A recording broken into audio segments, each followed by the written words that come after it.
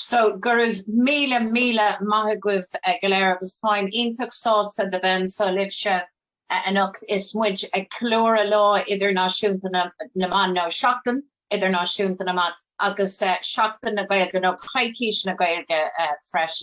Thank you so much for inviting me. And I want to just say a very big thank you to the European movement for this opportunity to speak to you and to talk with Jillian, which is always my immense pleasure, and to set out some of my thoughts at this particular juncture and at this time of our political year.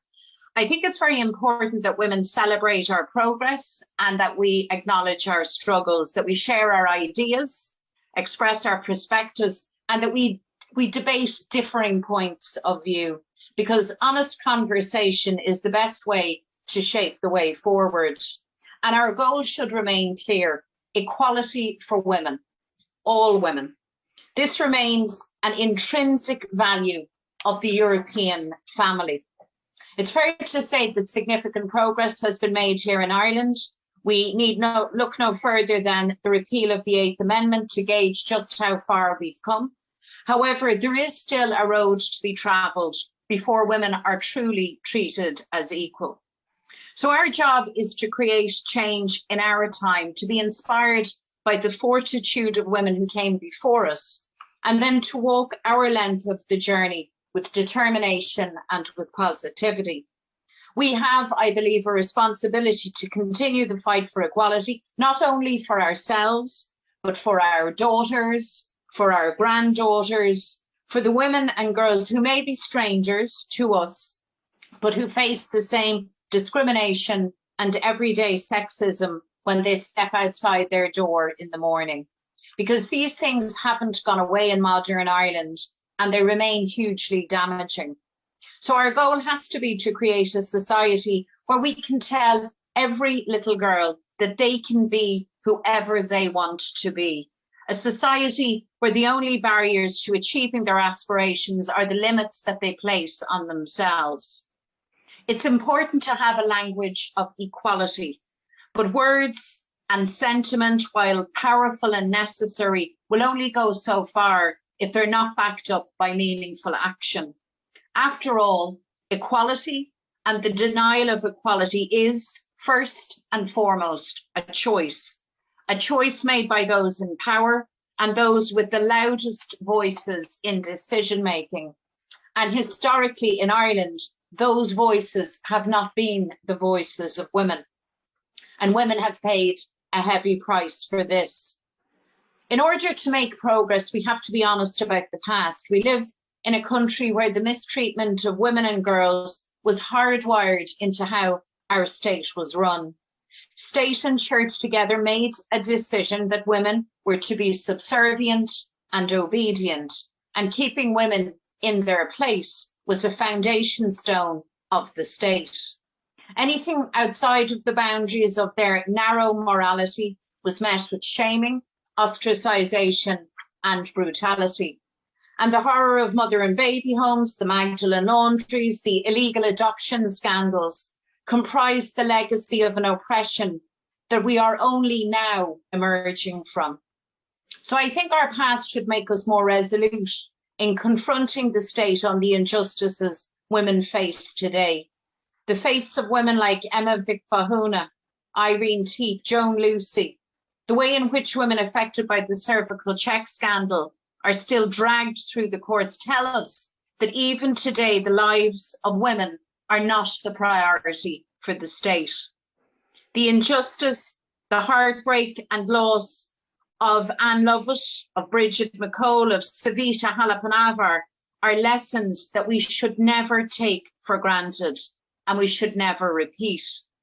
I think they illuminate the scale of the challenge that lies ahead of us, because the inequality of today is inextricably linked to the inequality of yesterday.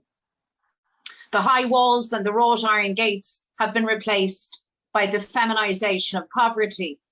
Those in power make bad decisions that disproportionately affect women.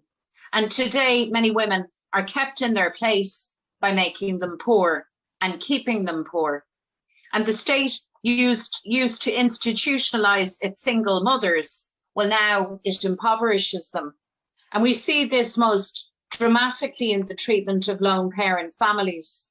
We see it too in the lack of progress in legal protections and services for the victims of domestic violence, despite the fact that crime against women is at epidemic proportions. And only this week it was reported the number of homeless women has doubled since 2015. So there is no point in walking the long road of progress if we're not going to bring all women, every woman, with us. We have a collective responsibility to ensure that equality is for all. Particularly those of us who are in leadership positions must dispense that responsibility. And not just those of us in politics, but women in leadership at all levels and in all corners of our society. We need to be honest. We need to recognise where women are still left behind. We know that crises can be used as an excuse to push a regressive agenda even harder. I believe during the last crash, the austerity era was defined by a raft of cuts that directly affected women in particular. And today, studies show that COVID-19, this pandemic, has had a disproportionate impact on women. We face greater job losses, a greater decline in work-life balance, and women's share of unpaid work has increased dramatically in trying to juggle work and homeschooling. The failure of successive governments to address the childcare issue and the failure repeated during lockdown once again in this regard reflects a lack of urgency when it comes to resolving those problems that disproportionately affect us as women. And if women are ever going to fulfill our full potential in the workplace and in society, well, then we need a state-delivered childcare system. This pandemic has the potential to roll back years of progress. I hope that doesn't happen. I believe we can't allow that to happen. And I know that only women acting together and for one another can stop it. As I've said, equality is a decision, and we simply don't have enough women yet in the room. I say this as the first female leader of the opposition and with the ambition of perhaps becoming our first female Taoiseach. The Dáil of 2021 remains a boys' club. Less than a quarter of TDs are women. Just one additional woman was elected to the Dáil last February. 40% of cabinet committees have no women at all. It's almost like the 1950s. We need more women in the room where decisions are taken. And this calls not alone for implementing quotas, but also for modernising how the Oireachtas works to make itself more family-friendly and more woman-friendly. If things are going to change, then the message needs to go out loud and clear that a woman's place is in Leinster House, and the actions required must follow that message. We also, I believe, need more feminists in the room. I'm proud to be a feminist. Feminism is about equality for women, but it's also about an equal world. Feminism is not just about women and girls, it's also about boys and men, and it's good for society. This is an international struggle for equality, one that is best advanced by a social, progressive Europe working together for full equality. The achievement of the Irish Protocol in the Brexit negotiations demonstrates just what can be achieved against the odds through real partnership.